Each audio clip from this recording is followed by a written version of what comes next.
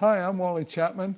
I want to invite you to join us at 11 o'clock on Tuesdays. I'm interviewing Christian people and how they keep their faith in their business. So join us. You'll be encouraged, and God will use it to make a difference in your life. Thank you.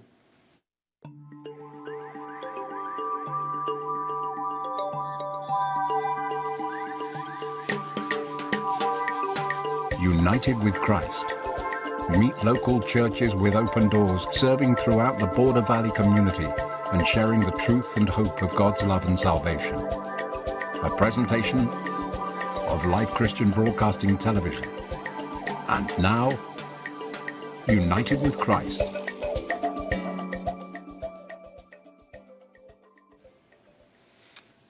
Good morning. Welcome to United with Christ. I'm Wally Chapman, your host today.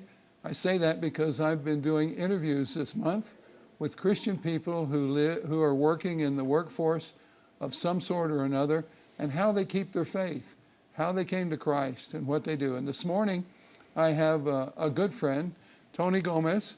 He's with the El Paso Police Department, a believer. And Tony, just welcome. I'm glad that you're here. Thank you for having me. Appreciate it. Oh, hey, it's really good. Hey, so you're Christian and you're in the police department, Yes, right? sir. Yes. You've always been a believer in the department? No, I didn't start out that way. Oh, how did you, well, what happened to make it different? Well, I grew up Catholic, of course. Okay. I always knew of God. I can't say I had a relationship with God. God, like I told you, in our previous conversation, he was kind of like the guy I called on to bail me out when I was in trouble. It wasn't a real relationship where it is now, where I go to him for everything, no matter how big, how small. So, I've been in law enforcement for about 17 years now. I have couple of different jobs. Right now I'm with the police department, but I've also worked as a felony court bailiff. I worked as an investigator for the district attorney's office. So each of those provided its own challenges as far as law enforcement goes. And as far as being a believer, same type of challenges, right? Law enforcement is a challenging job. You really have to balance your principles of, right and wrong, but also am I being a good Christian? Am I being a follower? Am I doing what Jesus said I need to do? Right. So it's been challenging to find, that balance over the years. What happened then that made you change? Because, we're guys, and sometimes guys don't listen, and yeah. So something happened, right? Yes. Yeah. Tell us about it. It was. So guys, we want to be in control of everything, right? And God has a way of telling us, you're not in control. So I was previously married. I was married for close to 20 years, and when my marriage ended, it was devastating for me at the time. I had 3 boys, so that took a big toll on me. So with that stress on top of work stress, it was just like 2 huge weights around my neck, and I had no way of dealing with it. I didn't know what to do, because no matter how much I would drink, no matter how much I would swear, no matter how much I would try to distract myself with whatever it was, nothing seemed to work. And it came to the point where I ran out of options, within myself, to want to be in control of that. How can I fix it? How can I make it better? I ran out of options to the point where I thought of killing myself. I thought that was going to be my only way out. That was the way I was going to fix it. And it's very sad to see how the enemy can work a person like that, how he works the mind to make you want to justify it, rationalize it, make it seem like that's okay. And it's not, and I've spoken to so many people that have been in that same position, and I can relate to what they're talking about, because it is a manipulation of your mind. So, well, I didn't do it. Obviously. So, a short time after, I met another beautiful person who is now my wife, who she began to speak to me about Jesus. And throughout my life, anyone that would ever come and try to talk to me about God, about the Bible, about, what Jesus can do for you, I didn't want to hear it. And in that, I was very vocal toward them.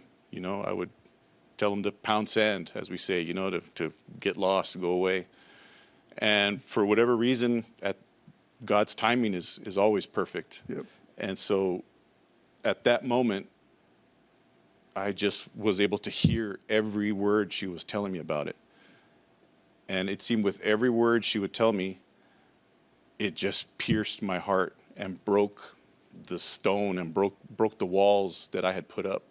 And it was I just wanted more and more and more. And that's kind of where I'm at today. I still want more, and I'm still chasing after him. I'm still chasing after Jesus, and I still want a more vibrant relationship with him. But my wife now opened that door, helped me to see Jesus and see that's the direction that I really needed to go, because he was the only one that could help me, Right. where no one else could. Right. And that's good to hear that you found Jesus and you followed him not to please her and get her to marry you. Yes. But there's people who will go to Right. church and they'll do all those things to get the girl and then Right. drop it Right. afterwards. And that's good. And Yes. so what difference has it made in your job and in your life? It makes a huge difference. And that's funny about chasing the girl, because, we have, at that time, we had a pretty volatile relationship because we didn't really like each other at the time, because I think it was just my spirit at the time going against hers, but it's awesome how Jesus just used all of that, to turn me around. So, like I mentioned earlier, to find that balance of, being a Christian in law enforcement, I can't remember where I heard or I read it or somebody said it, but being a cop is you get to see the devil. You look the devil in the eye every day, because you see so many horrible things, and you see the worst in people. If people call the police, it's because they're having probably the worst day of their life. So we have to deal with that, one, at the time, and two, we take that home with us, whatever it is, whatever we saw, whatever we heard. So to be able to leave that at the cross, coming from a guy who wanted to control everything, it's hard. But at the same time, as you do it more, you see how freeing it is. You really have to surrender, and you let it all go. And one of the biggest things now, I pray constantly. Really? I pray not only for myself, but my partners that are working, for whatever calls are coming in. I pray for the victims, the children, even the bad guys, because everybody does certain things, whether good or bad, because something has probably happened in their lives that's making them do these things, and nobody knows what that is. Right. So best thing I found is prayer. Pray for everybody all the time. So right. Have you ever heard of Shield a Badge with prayer in El Paso? Yes. When I first started the police academy, as I was coming to an end of the academy, the staff came to us and they presented that to us and said, hey, there's this group of people that would like to pray for you. If you want to sign up, great, or don't. So I did. I'm not sure why at the time.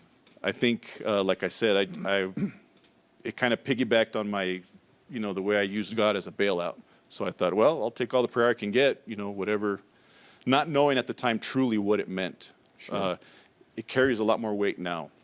Yep. So, but yes, I had heard about that, and for whoever it was that was praying for me at the time, I'm grateful because it's made a huge impact now, so many years later. Right. Well, you in the audience, Shield a Badge with Prayer has been going for, since the 80s. And what it is for police officers to sign up, and someone then will pray for them every day. They never meet the police officer. They never deal with them personally. They just pray for them. And then God will just look after them. I know the person that I prayed for was a friend who I'd gone to high school with. And I met him 15 years later, and he'd become a believer. And Tony's become a believer because of someone praying for him. So if you want to pray for a police officer or a fireman or Border Patrol or something, I want to give you the number. It's 915-778-3632. And you can call there, and they will give you a name for someone to pray for. You'll never meet them. We protect the policemen that way, and we don't start bringing more stuff into their life. But give it a call, 778-3632 with the 915 prefix, and you can get involved. If you're involved in the police force, give them a call. They'll get you a prayer partner. And I just remember, I'm going to tell one thing about that, then we'll get back, all right? Sure. I went to a Shield a Badge banquet, and the guy who gave his testimony there had worked in Socorro.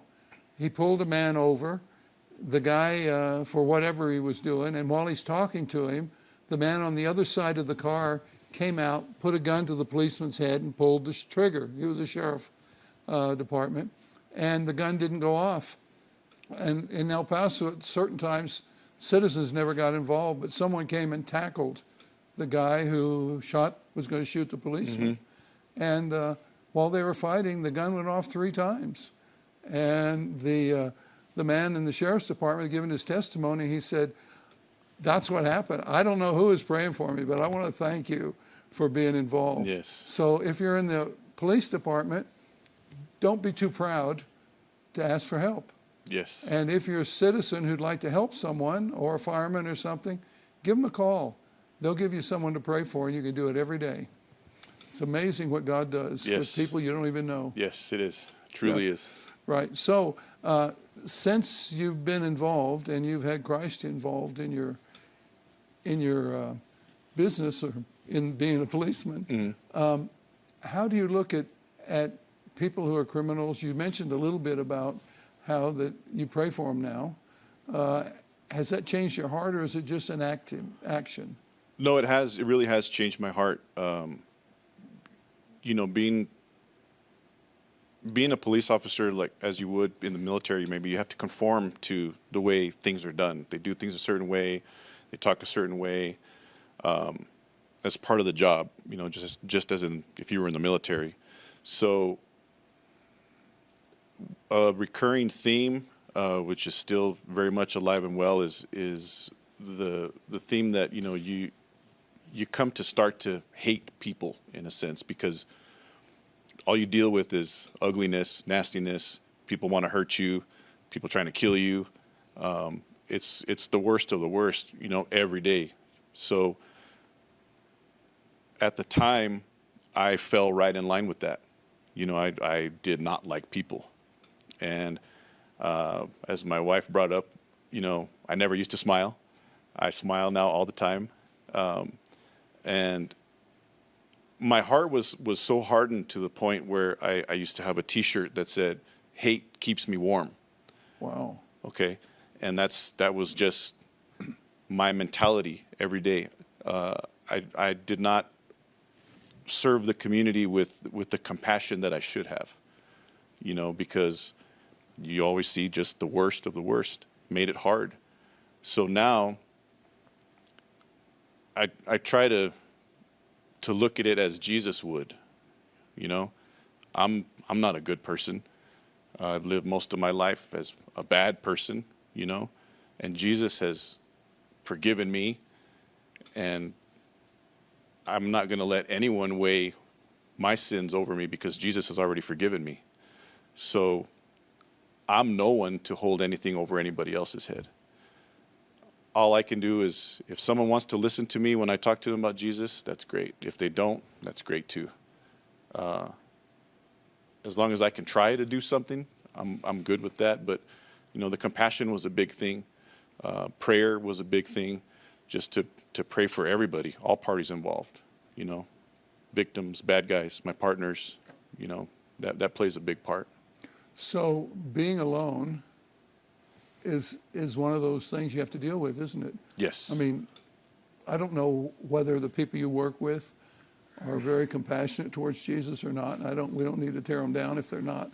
But how do you deal with it when you're sort of on your own? It's so easy to pull in yourself and try to hold it in. And how do you deal with the loneliness or being the only one that may be standing for things? It does get hard. I am probably the only believer that at my workplace right now. Okay. And it's easy to kind of fall back in line with the way they talk, the way they joke, the cursing, the whatever it is. It's always kind of a dark sense of humor that we have in law enforcement, right? That's a lot of it's a coping mechanism we use, you know. So to fall back in line with that is hard. It's challenging because it's very easy to just go right back in it. So when I hear people, they talk, they're, bashing Jesus, a lot of taking the name of the Lord in vain, and just the general conversations of, the swearing or the shenanigans that people are doing on the weekends or whatever. It's hard to tune it out, but I do it the best I can through prayer. I'm praying all the time at work when I'm sitting there, and I'm trying to shut it all out and just, focus on my job and pray at the same time. But it's hard because it sounds like 1,000 voices sometimes, all standing over me. That's kind of what it sounds like. But I keep trusting in the Lord and taking rest in Him, knowing that He's got me no matter what. And that's my walk right now. That's what I've got to deal with. That's good. I played basketball in Australia while I was in college. It wasn't with the college team, but with another team, and went and played competitively, representing the state I was in national tournaments. And I was the only Christian that was in the whole thing. Yeah. And I had to focus on my job and doing it well, which was playing basketball, which wasn't hard. But there were those in there who, because of it, tried to injure me or on our team. Right. Because I took their place in the lineup or whatever. Yes. But then I remember one time something happened and I swore, and I never swore. But yet as a teenager, man, I swore in English, French, and Spanish here in El Paso. But, that's gone. God taken that out. Yes. But I did it. And it was interesting. The guy who tried to injure me was the one that I had replaced on the starting lineup. Oh, okay. Yes. And when I said that, and the people knew what he was doing, they jumped on him instead of on me for cussing. Because they said, you caused him to do that, even though they wouldn't follow Christ. Right. They still respected it. Right. And wouldn't condemn me. And I apologized to everybody. Right. He caused you to stumble, literally. Yeah. Well, yes. Right. Right. But it was sort of one of those things. If your walk with the Lord is there, people see it. They may not do anything.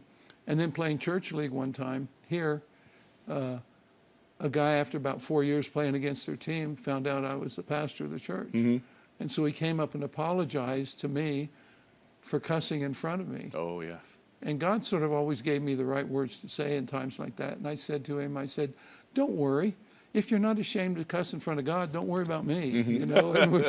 And sometimes you have to just do your job or whatever it is, doing it for the Lord, and then let the other people have to deal with their issues, don't you? Yes, very much so. And I'm the guy at work that is quiet. I don't say anything. And people that I've spoken to, even if it's only for a little bit, they think, or they thought, until after they speak to me, I said, oh, we just thought you were mean. Or we just thought you were, being a snob.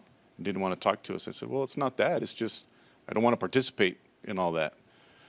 And so when I talked to him for a few minutes, they said, oh, well, you're actually a nice guy. And I said, oh, well, thanks.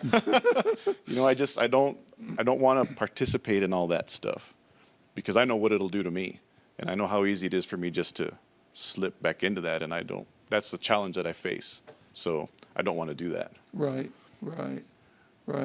Well, one more story I have. I was playing in a city tournament, a league between cities. Okay. And we went to a town that was 20 miles from the place where I was a student minister.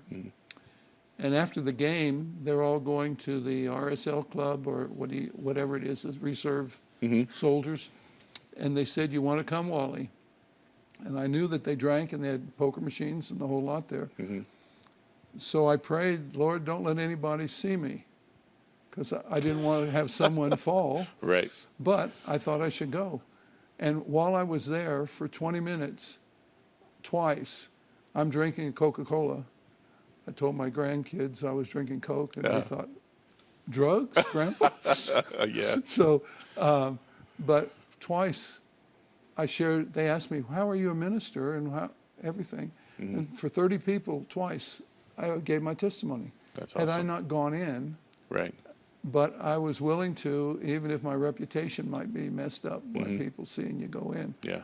But you got to have the right attitude, don't you? Yes, very much so. And so they then start seeing who you really are. Yes. Well, you said you didn't care much for people, but yet you have a group you've started. SWAT, is it? Yes. It's a nonprofit that I started. It's called Silent Warriors of Texas. Silent Warriors of Texas. Yes. Okay. And basically, it's for homeless veterans, homeless alike, because veterans have always carried a special place for me. They've done so much for our country. I've never served, but I've had family members that have served, and I know I don't know, but I've seen the sacrifice that they've done. Even coming back from deployments, what they come back with, PTSD or injuries, losing limbs. So I feel for them. I feel a lot, I feel a lot of compassion for them. And so, we have some homeless veterans here living in El Paso, and some of them, sadly, do like to live on the street. They prefer it. And although I don't understand that, the best thing I can do is to just try to help them out, make them be a little more comfortable on the street. So one of the biggest things we do is we provide these, we call them go bags, which is just a bag of essentials, toiletries, toothbrush, comb, soap, deodorant. If it's wintertime, we'll give them blankets, beanies, things like that. So, yes, my love for people has definitely changed. I was going to say, it doesn't sound like hate. No, it's changed. So if someone wanted to help with that, how would they do that? They can reach out on our website. It's Silent Warriors of Texas, of course. It's SWOTEPTX.org. You can just look us up like that, and there's email is on there. You can reach out to us, and I'll get in contact with you and see how you can help. We would appreciate any help you can give us. You said that sometimes people would rather give to animals, right? I mean, was that tongue in cheek, or is that? Well, no. I was talking to my wife one time, and there's a lot of anger in the world nowadays. You can see it, all over the place. People are angry everywhere. It seems to be growing, and people don't want to help people. And I was telling my wife, I said, well, if we had started a nonprofit for dogs and cats, we'd probably be making money hand over fist, because people love animals. So it's just challenging, to see, people just don't want to help people. Right. They have the sentiment that I had, many years ago. Just they don't like people. So, but that's okay. We're chugging along, so we're doing all right. Yeah. Well, it's really glad to see a changed man in our police department. I give all glory to God. I had nothing to do with it. It was all Jesus. Well, it just really is. I want to thank you for coming. Thanks for having me, Wally. We have a couple more minutes. Is there something that you'd like to say to people who might be in the police force or spouses? We got 2 minutes. I'd just like to say if you feel there's no hope, there is. You have to find your hope other than things of the world. And if you turn to Jesus, he will turn your life around just like he did mine. And you're not alone. That's the biggest thing I could probably tell you. There's a lot of us out there, a lot of believers that are willing to help you, willing to listen in any way, shape, or form. So don't be afraid to reach out. Pride is a big thing. You need to really kill your pride, because that will be probably your biggest stumbling block, especially for men. So don't let that stop you. God is good, and he will help you, and he will turn everything around for you if you let him. Well, Tony, I want to thank you so much for coming. Thanks for having me, Wally. Appreciate it.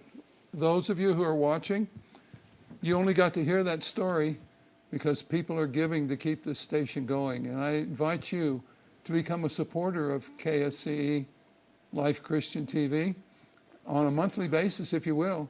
I do it, and they put it on my credit card every month. Just charge my credit card. That way I don't forget to send a check or anything else. But this is a nonprofit station. We're only supported by that. And the only way you get stories like this and other teaching is because the station is in existence. So would you sort of get rid of your laziness and get involved and help get the gospel of Jesus Christ out to the world? There may be someone today who hears Tony's story and will come and give God a chance. And it's all because this station is still going. Thank you so much for watching, and may God bless you today as you serve him. Yes. Okay. All right. We got to get out.